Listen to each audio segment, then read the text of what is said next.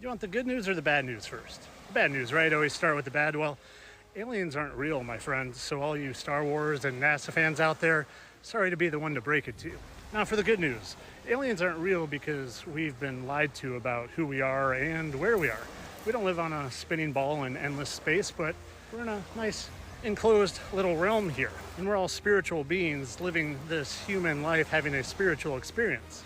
And that's why they lied to us about it. So we were disconnected from it all, disconnected from who we are and where we are, and disconnected from the creator of it all. Because if they can convince you that aliens are real, and there's other galaxies and star systems and other planets that aliens are traveling here from, well, then it reinforces the fact that you were just an insignificant little piece of dust in endless trillions of space particles. It's why they send fake rockets up that always go like that.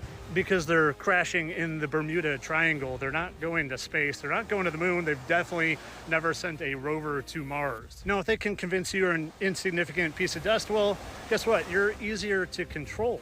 Because if you knew you were a spiritual being with unlimited spiritual powers and potential and manifestation capabilities, well, then you wouldn't listen to them. You wouldn't listen when they say, take this in your arm. You wouldn't listen when they say, pay your taxes. You wouldn't listen when they say, go vote for the lesser of two evils. Do you know why it's called right and left wing? Because it's two wings of the same evil bird. You don't actually vote. They're not electing. They've selected years ago. It's spiritual warfare. And if you think that they're actually releasing real information about UFOs and aliens, well, then you're losing the spiritual battle, my friends. They have you exactly where they want you. But there's a lot of us out here trying to help, trying to give you real information, trying to show you things like how water doesn't curve. At rest, water is always flat and level. Like the North Star that sits right over the north and never moves, ever in the same spot all the time, is impossible on the heliocentric model that is supposedly has us spinning 1,000 miles per hour at the equator, going around the sun at 66,000 miles per hour, going through the galaxy at 400,000 miles per hour, and going through the universe at 2 million miles per hour, all in different directions, mind you.